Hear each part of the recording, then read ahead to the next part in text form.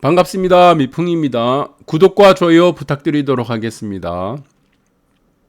부동산 정책의 부작용으로 반지하까지 대폭등을 하고 있는 현실이 되어버렸습니다. 무주택 서민들을 위한다는 이러한 부동산 정책들이 전부 다 엉뚱한 방향으로 흘러가게 됐습니다. 이제는 지하, 거기다 못해 반지하까지 다 대폭등을 하고 있는 우스꽝스러운 이런 상황이 됐다. 정말 기가 막히고 코가 막히는 상황이 아닐 수가 없습니다. 전국 아파트는 3.3mm당 한 평당 2천만 원을 돌파를 해버렸고, 서울 아파트는 3.3제곱미터당 평당 매매가가 드디어 평균 4,569만 원이 되었습니다. 거의 이제 서울 아파트는 평당 5천만 원 시대가 된 거예요. 이런 추세로 계속 가면 어떻게 되겠습니까? 이러한 정책들이 계속적으로 반성을 하지 않고 계속적으로 펼쳐진다 그러면 평당 1억까지 넘어가는 거는 이건 이제 시간 문제다. 그렇게 보고 있습니다. 그래서 이제는 서울 빌라 지하까지 폭등하죠. 네, 여기서 반지하가 아니에요. 여러분들 잘 보시기 바랍니다. 이 글자를 잘 보시면은 뭐라고 나왔습니까? 지하예요, 지하. 반지하는 좀 양반입니다. 그래도 반지하가 좀 오른다 그러면은 뭐 이해가 되는 거예요. 그런데 빌라 지하입니다. 지하까지 이제 폭등하는 거예요. 평균 전세값이 1억 원을 돌파했다고 합니다. 이 서민들 삶과 직접적으로 연관이 되잖아요. 그러니까 이 서민들을 위한다는 이런 정책들, 무주택자들을 위한 정책들이 오히려 서민과 무주택자들을 괴롭히고 있다는 겁니다. 네, 정말 충격적인 소식이 아닐 수 없다. 그리고 영화 기생충에 나온 반지하 있죠. 여러분들 기생충 영화 잘 봤을 겁니다. 아까 표지가 나왔던 거에 여기가 지금 기생충이에요. 네, 이 아파트입니까? 고급 주택이 있고, 이제 자기는 이제 반지하에 살면서 이제 과외 수업을 하잖아요.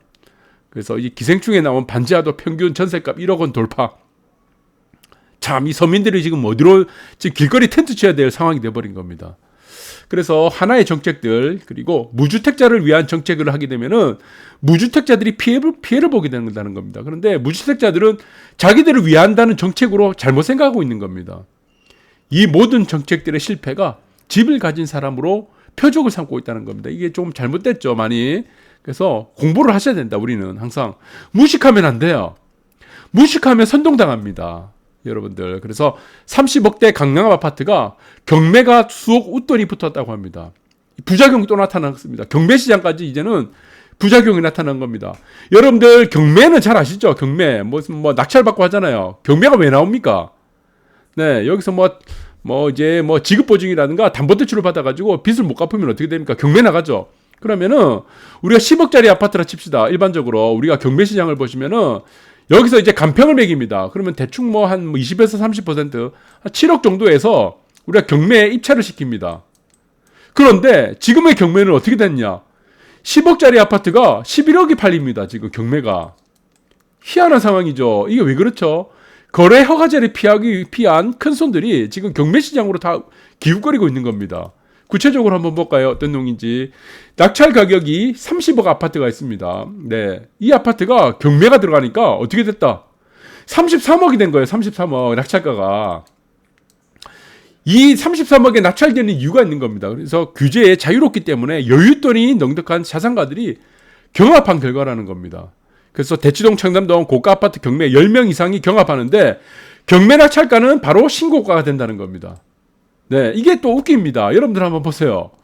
정상적인 거래 있습니다. 우리가 부동산에 아파트 정상적인 거래를 하게 되면은 매매가 좀 힘들죠. 토지 거래 허가도 받아야 되고, 그다음 대출도 안 되잖아요. 대출이 안 되죠. 그다음에 허가도 받아야 되잖아요. 그런데 경매 물건을 사게 되면 어떻게 되겠습니까? 경매, 대표적으로 경매, 그리고 공매가 있습니다. 이거를 내가 낙찰받으면 어떻게 됩니까? 대출이 돼요. 대출이 안 돼. 위에는 이제 자산 정상적인 거래는 대출이 안 되고 토지 거래 허가를 받아야 됩니다. 네, 이게 두 개 다 걸리는데 경매나 공매는 어떻습니까? 대출이 70에서 80%까지 되는 거예요. 대출이 되고 허가를 안 받아도 되는 겁니다. 허가를 안 받아도 되잖아요. 그러니까 규제가 다 없다는 겁니다. 경매 시장, 공매 시장은. 그러니까 여러분들이 만약에 정상적인 거래로 30억짜리 아파트를 내가 사야 된다. 사고 싶어. 그럼 나는 20억 정도밖에 없습니다. 내 자산이. 그러면 10억 정도를 우리가 대출을 받게 되죠. 그럼 30억짜리 아파트를 사는 방법이 정상적으로 매매를 해서 살 것인가? 아니면은 경매나 공매로 살 것인가? 이 부분이 있을 겁니다, 아마. 그런데 경매나 공매가 오히려 정상적인 매매가보다 매매가보다 높게 나타난다는 겁니다. 이게 왜 그러냐? 대출을 받을 수 있고 그리고 토지 거래 허가를 안 받아도 되기 때문입니다. 프리미엄이 붙었어요. 프리미엄이. 정말 이거는 대한민국 5천년 역사에 우리가 지금 한 번도 경험하지 못한 일이에요. 정상적인 매매 가격보다 경매나 공매가 더 지금 시세가 프리미엄이 붙어가지고 더 올라가고 있어. 다 신고가야. 왜? 대출이 안 되는 걸 토지거래 허가를 받아야 되는 거를 대출도 되고 토지거래 허가도 피할 수 있기 때문입니다. 그래서 이 경매 시장 자체가 정말 웃깁니다. 네. 그리고 중도금 집단대출 중단 현실화 또 부작용이 나타난 겁니다. 이것의 결론이 어떻게 됐습니까? 지금 대출 중단을 하고 있죠. 예, 주담대 대출 중단, 그리고 집단 대출도 중단하고 있습니다. 왜? 이것이 집값을 올리는 이유라고 생각하는 거예요. 그런데 아니죠, 현실은. 우리가 수치로 보면 어떻습니까? 주택담보대출은 역사상 가계대출 중에 가장 비중이 최소화가 되었습니다. 거래가 안 되니까. 실거래가가 실거래 물량이 얼마 없으니까. 거래 회전율이 없으니까. 그러니까 당연히 어떻습니까? 수치적으로 우리가 객관적으로 봤을 때 거래가 많이 없으니 주택담보대출을 받는 비율도 떨어지게 된다는 겁니다. 그런데 이 효과들이 어떻게 됐냐? 그런데 무작정 아파트가 올라가는 이유를 대출이라고 보고 있는 거예요. 그러니까 이 피해가 어떻게 됐냐? 피해가 오히려 주거 취약층들한테 피해를 주고 있다는 겁니다. 네, 그래서 항상 부동산 똑같습니다. 노동시장 똑같고 부동산 시장 똑같고 그리고 마찬가지입니다. 무엇은 우리가 시장을 분류할 때는 네 가지가 있습니다. 네 가지. 네 가지가 있는데 우리가 생산자 시장이 있습니다. 경제학에서 말하는 시장이 무엇이 있습니까? 네 가지가 있죠. 네. 생산자 시장이 있고, 그 다음에 소비자 시장이 있습니다. 소비 시장. 그 다음에 무슨 시장이 있습니까? 네. 여러분들 잘 아실 거예요. 노동 시장이 있습니다. 노동 시장. 그 다음에 마지막 한 가지가 무슨 시장이 있습니까? 예, 증권 시장이 있습니다. 이게 경제학에서 말하는 시장의 네 가지입니다. 예, 자본시장이 아니고 증권시장이다. 그래서 경제학에서 말하는 네 가지 시장, 생산자 시장, 생산시장, 소비시장, 노동시장, 증권시장, 이 네 가지는요, 절대로 인위적인 개입이 들어가면 안 됩니다. 왜? 개입이 들어가는 즉시 어떻게 되냐? 네, 취약층들이 피해를 보기 때문입니다. 네, 생산자 시장에 여러분들 대표적인 기업이 있습니다. 기업도 있을 거고 연관되는 기업이 있을 거고요. 연관되는 것들이. 그런데 기업들을 괴롭히는 정책을 하면 어떻게 되겠습니까? 노동자들을 위한 정책을 하게 되겠습니까? 어떻게 되겠습니까? 노동자들 시장 이제 반대가 되겠죠. 네, 그러면 어떻게 되냐? 노동자들이 피해를 입는다는 겁니다. 기업을 위하는 정책을 하면은 노동시장이 살아납니다. 마찬가지입니다. 마찬가지로 소비시장도 마찬가지예요. 여러분들 소비시장에 정부가 인위적으로 개입을 하면 어떻게 되겠습니까? 네, 우유값이 비싸다고 우유를 생산을 못하게 하면 어떻게 되겠습니까? 우유를 먹질 못하는 거예요. 그리고 사람들이 술을 너무 많이 먹는다고 해서, 그래서 보시면 아시겠지만 좀 이따 다루겠지만 술을 못 먹는 이런 정책을 하게 되면 어떻게 되겠습니까? 술값이 올라가죠. 증권시장도 마찬가지입니다. 규제를 하면 안 돼요. 그래서 이 네 가지 시장, 경제학에서 말하는 이 네 가지 시장은 절대로 인위적인 개입을 하면 안 된다. 그런데 인위적으로 개입할 수 있는 시장이 있습니다. 그것이 어떤 시장입니까? 정부에서는 개입을 해야 될 시장이 있다. 그것이 뭐죠? 네, 공공재입니다. 공공재. 공공재와 여러분들 보시면은 은행 같은 산업, 공공산업이 공공재 그리고 은행 같은데, 네, 은행 같은 산업, 공공성이 있는 이런 산업들은 정부가 개입을 하는 게 맞습니다. 네, 그런데 부동산은 개입을 하면 안 돼요. 네, 이것을 부동산을 아파트를 공공재로 보기 때문에 이런 현상들이 생기게 되고, 그래서 지금 아파트를 공공재로 보기 시작하면 어떻게 된다? 주거 취약층들, 무주택자들, 세입자들이 다 피해를 보게 됩니다. 여러분들 이 부분들 잘 보시 바라고. 그래서 서울뿐만 아니고 경기도권까지 지금 주택담보대출 그리고 집단대출을 다 막음으로 인해서 엄청난 피해를 보고 있습니다. 그래서 여기는 화성봉담, 네, 지금 고시가 나왔어요. 중도금 대출을 현재 불투명 상황이기 때문에 이제 안 한다는 겁니다. 이 사람들 지금 이제 잔금 어떻게 칠까요? 중도금 어떻게 마련합니까? 길거리에 나앉게 된다는 겁니다. 이 텐트 치고 살아야 돼요. 그래서 저는 이렇게 생각하죠. 아까 공공재라는 얘기도 했었죠. 증권시장에서 나눠주는 네 가지 영역이 있습니다. 네, 생산시장, 소비시장, 노동시장, 증권시장. 그런데 여기서는 개입을 해서는 안 된다고 말씀드렸습니다. 그런데 미국에서 이런 사례가 있었습니다. 네, 금주법을 만들었어요. 술을 사람들이 너무 많이 먹는 것 같아. 네, 그래서 뭐 밑에 보시면은 민주당 대통령 후보였던 루즈벨트와 부통령 후보 간언은 금주법 폐지를 일공약으로 내세웠다는 거다. 왜? 하지 말란 겁니다. 술은 공공재가 아니라는 거죠. 그래서 이 효과들은 엄청나게 부작용을 작용을 했습니다. 그래서 미국에 보시면은 금주법이란 걸 여러분들 잘 아실 거예요. 여러분 뭐 지나가는 초등생도 잘 알 겁니다. 1919년도 1월 달에 금주법이 발효됐죠. 지나가는 초등학교 2학년도 다 아는 내용이죠. 우리 금주법 하면은.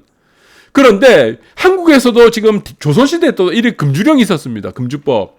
그게 언제입니까? 조선 영조시대 금주법이 한 예가 된다는 겁니다. 그런데 이게 아이러니하게 엉뚱한 결론이 났습니다. 미국에서 1919년도입니다. 그래서 10년 후에 1929년도에 이제 대공황이 발생합니다. 29년도에 대공황이 발생하고 1919년도는 무엇이다? 미국에서 금주법이 발생됐는데 법안이 마련됐고 이제 시행이 됐는데 시행세칙 뭐 해서 전국 금주령이 내렸습니다. 그런데 어떤 결론이 났겠습니까? 사람들은 이제 술을 살 수가 없는 겁니다. 살 수가 없으니까 그러면은 술을 못 먹겠네. 그러다 보니까 술을 먹는 비율들이 줄어들었는데 이 반대의 효과들이 나타났습니다. 이 반대 효과, 부작용들이 어떻게 나타났겠습니까? 네, 밀주가 된 거예요. 밀주. 술을 먹고 싶은 사람도 있을 겁니다. 술은 기호기 때문에. 술, 담배는 기호잖아요. 술, 담배는 선악의 기준이 아니란 겁니다. 그래서 기호입니다.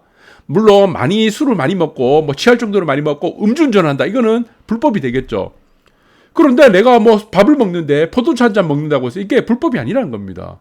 그래서 이것은 술은 여러분들 기호다. 그런데 이 부작용으로 해서 어떻게 되냐? 밀주가 늘어났는데 밀주를 누가 만들었습니까? 누가 지금 유통을 시킵니까? 생산 유통을 누가 합니까? 유통을 누가 하느냐? 마피아가 하게 된 겁니다. 마피아 대표적으로 이태리 마피아 다 미국으로 건너간 겁니다. 미국으로. 그래서 장사를 하는 거예요. 엄청난 마진이 붙는 겁니다. 그래서 지금 미국의 마피아가 전 세계의 마피아가 급증하고 규모가 굉장히 커진 이유가 이것 때문입니다. 미국에서 금주령이 내렸기 때문입니다. 생산 원가가 보니까 판매 원가가 한 1,000원밖에 안 돼.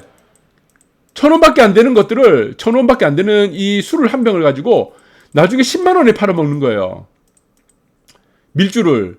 이 유통을 누가 담당했냐? 마피아가 하는 거예요. 그럼 엄청나게 지금 마진이 많이 남는 겁니다.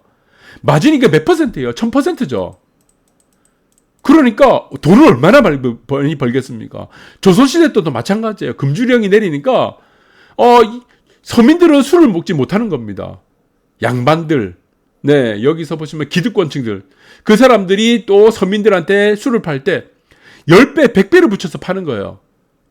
그러니까 이 사람들이 지금 보시면은 있죠. 여기서 뭐 금주령을 내려가지고 뭐 얘기 나오죠. 한번 읽어보시기 바랍니다. 보시면은 가뭄이 들고 이런 이유로 금주령 내리니까 이 사람들이 기존에 있는 기득권층들이 밀주를 하게 된다. 그래서 서민들은 더 비싼 값으로 사게 된다. 우유도 마찬가지죠. 우유를 가지고 우유가 비싸다는 이유로 강제로 낮추다. 그러니까 누가 우유를 생산합니까? 아무도 우유를 생산 안 하죠. 그러니까 우유가 귀해진 겁니다. 그게 이제 불법적으로 유통이 되는 겁니다. 우유값에 기존의 우유값보다 10배, 20배, 30배 가격으로 거래된다는 겁니다. 그래서 이거는 건드리면 안 된다. 그렇게 보고 있는 겁니다. 그래서 이 모든 부분들이 무엇에 기인합니까? 시장 실패입니다. 시장 실패. 마켓 페일러. 그래서 시장 실패라는 것도 있고 여러분들이 아시겠지만 마켓 페일러가 있죠. 마켓 그리고 다이버전스가 있습니다. 마켓 다이버전스. 디버전스라고 그러고 그다음 또 하나가 또 무엇이 있습니까? 마켓 힙소. 힙소도 있습니다. 네, 이 부분 보시기 바라고 이 세 가지가 있는데 이제 시장 논리적으로 보면은 그래서 마켓 페일러. 그래서 이 마켓 페일러는 무엇이냐? 네, 사실은 이 마켓 페일러라는 거는 시장에 맡겨둘 경우 효율적 자본 배분이 불가한 경우가 있습니다. 시장에 무조건 맡겨서는 안 되는 거 있다는 겁니다. 그것이 대표적인 것이 무엇이죠? 공공재라는 겁니다. 공공재. 네. 그래서 즉 보이지 않는 손, 애덤 스미스가 말한 보이지 않는 손, 이게 무엇이죠? 가격이죠. 가격이 자기 마음대로 움직여서 수요와 공급에 의해서 자율적으로 움직이게 되는 것인데 이 보이지 않는 손이 제대로 작동하지 않는다는 겁니다. 그것이 바로 공공재들이 대부분 이렇게 작동하는 경우가 많다는 겁니다. 특히 라면값 우리 보시면은 가격 상한선을 딱 정해놓습니다. 정부에서 어느 정도를 몇 프로까지 올리지 못하게. 그리고 담배도 마찬가지예요. 그리고 술도 마찬가지입니다. 술을 내가 판매하고 싶다고 뭐 소주값 마음대로 올리지 못합니다. 네. 그리고 대표적인 공공재가 또 무엇입니까? 지하철 요금, 버스 요금 이런 거 마음대로 못 올리잖아요. 그거를 무조건 시장 경제로 보이지 않는 손해에서 수요와 공급에 의해서 맞추다 보면은 서민들이 살 수가 없는 겁니다. 그래서 이런 공공재를 제한해 두는데 이런 공공재를 부동산도 공공재로 본 겁니다. 아파트는 개인의 소유이죠. 소유권이죠. 소유. 네. 아파트는 어떻게 됩니까? 수요와 공급에 의해서 그냥 맡기면 되는 겁니다. 수요와 공급. 만약 공급이 부족하게 된다 그러면 가격이 올라가겠죠. 그러면은 건설사들이 알아서 그냥 공급을 만들어 놓습니다. 왜? 가격이 올라가니까 내가 더 비싼 값에 아파트를 만들게 되면 팔 수 있기 때문에. 그래서 시장 실패의 요인들이 무엇이냐면은 시장 실패의 요인들 때문에 지금 대한민국의 정부들이 대한민국 현 정부가 이 시장 실패를 할 요인들 때문에 우리는 아파트를 규제해야겠다는 생각을 한 겁니다. 그래서 여기서 보시면 경쟁의 제한이다. 그래서 우리는 대부분의 시장을 보시면은 완전 경쟁 시장으로 가고 있습니다. 완전 경쟁 시장. 여기서는 두 가지가 있죠. 불안정 경쟁 시장이 있죠. 네. 불안정 경쟁 시장으로 보고 있는 겁니다. 그래서 완전 경쟁 시장으로 되게 되면은 수요와 공급에 의해서 어떻게 됩니까? 결국에는 맨 마지막에 어떻게 돼요? 더 이상 누구도 초과의 이윤을 얻지 못하는 완전 경쟁 시장이 됩니다. 근데 완전 경쟁 시장화가 되는 것이 바로 논리적으로 보면은 시장 경제의 논리입니다. 그래서 불안정 경쟁 시장이 되다 보니까 시장 실패 요인이 된다는 것이고, 그리고 외부 효과가 무엇입니까? 네, 외부 효과도 마찬가지죠. 네, 버스, 지하철 하나 생기게 되면 그 인근의 집값이 올라가게 됩니다. 네, 그래서 이런 부분도 마찬가지고 아파트도 마찬가지예요. 외부 효과가 작용을 하게 되죠. 네, 공급이 계속 줄면 어떻게 되겠습니까? 외부 효과는 어떻게 됩니까? 그 옆에 단지들, 그 옆에는 어떻게 되겠습니까? 네, 당연히 집값이 올라가게 되는 거죠. 그런 외부 효과도 있다. 여러분들 잘 보시고, 이건 토지 이론이라든가 이런 부분들을 여러분들 잘 보시면 됩니다. 네. 그리고 공공재, 여기서는 나죠. 공유자원, 이런 부분들, 정보의 비대칭성. 정보는 항상 비대칭성이죠. 정보가 완전히 대칭하게 되면 어떻게 되겠습니까? 경영에서 말하는 이피시언트 마켓 시어링이 됩니다. 효율적 시장 가설이 됩니다. 이거는 세상에 존재를 하지 않습니다. 그래서 시장 실패라는 요인들을 우리가 부동산 시장에도 정부가 적용을 시켰다는 겁니다. 이거는 부동산 아파트라는 것들은 사실 수요와 공급에 따라서만 요인을 놔두면 됩니다. 근데 여기서는 인위적으로 지금 개입을 하기 시작했죠. 시장 실패가 발생하게 되면 정부는 개입을 하는 게 맞다고 보는 것이 맞죠. 공공재 같은 경우 우리가 경쟁의 제한이라든가 외부 효과, 정부의 비대칭성 이런 부분에서는 시장에 개입을 하는 게 맞는데, 지금의 상황들은 어떻습니까? 공급이 부족한 상황이잖아요. 공급이 부족한 상황이면 어떻게 됩니까? 이거를 규제를 해야 됩니까? 규제를 하면 안 되죠. 규제를 오히려 풀어야 되죠. 이거는. 그래야 공급이 늘어나는데 거꾸로 하고 있는 겁니다. 공급이 넘쳐나면 규제를 하게 되고 해야 되고, 공급이 부족하게 되면 규제를 풀어야 되는데, 지금 정부에서는 하는 일이 공급이 부족하니까 더 규제를 가게 된다는 겁니다. 그 효과들이 원인이 됐던 것이 무엇이냐? 시장 실패라고 보고 있는 겁니다. 시장 실패. 우리가 정부가 시장에 개입을 하지 않았기 때문에 나타나는 요인이라고 생각하는 겁니다. 이게 시장 실패 요인이라고 생각하는 거죠. 그래서 이런 시장 실패 요인이 발생했던 부분들을 정부가 개입을 통해 가지고 더 규제를 한다. 이 부분들이 나타났던 효과들이 여러분들이 보시면 아시겠지만 처음부터 말씀드리겠습니다. 네, 바로 반지하까지 대폭등하게 된 겁니다. 전국 아파트 평당 2천만 원 넘어가고 서울 아파트 평당 5천만 원을 향해 가고, 서울 반지하, 지하 빌라까지도 이제 폭등을 하고, 그리고 지금 무엇입니까? 경매시장까지 최고가가 가고, 그렇죠. 그리고 집단대출 중단돼 가지고 서민, 주거, 취약층들, 무주택자들 다 피해보게 만들고, 그래서 부동산 시장은 우리가 시장 실패 요인으로 접근해서는 안 된다. 수요와 공급이라는 자연스러운 시장 경제 논리로 접근해야지 이 문제를 풀 수가 있습니다. 그래서 과거 이전에 보셨던 일본이 왜 시장 실패 요인으로 인해서 정부의 과도한 규제로 인해서 일본이 잃어버린 30년, 40년까지 만들었습니다. 왜 그렇게 됐습니까? 엄청난 양극화를 만들었고, 한쪽에서는 평당 17억이 가버렸고 한쪽에서는 평당 0원이 가버렸습니다. 이유는 딱 하나죠. 시장 실패라고 보고 있는 겁니다. 시장 실패. 그래서 정부가 인위적으로 개입을 하게 되면은 부동산 시장이 안정될 거라는 이 시장 실패 요인에 의해서 모든 개체들, 특히 하부계층에 있는 사람들, 무주택자 세입자들이 다 피해를 떠안고 있다. 이렇게 보시면 될 것 같습니다. 오늘 방송 여기까지 하도록 하겠습니다.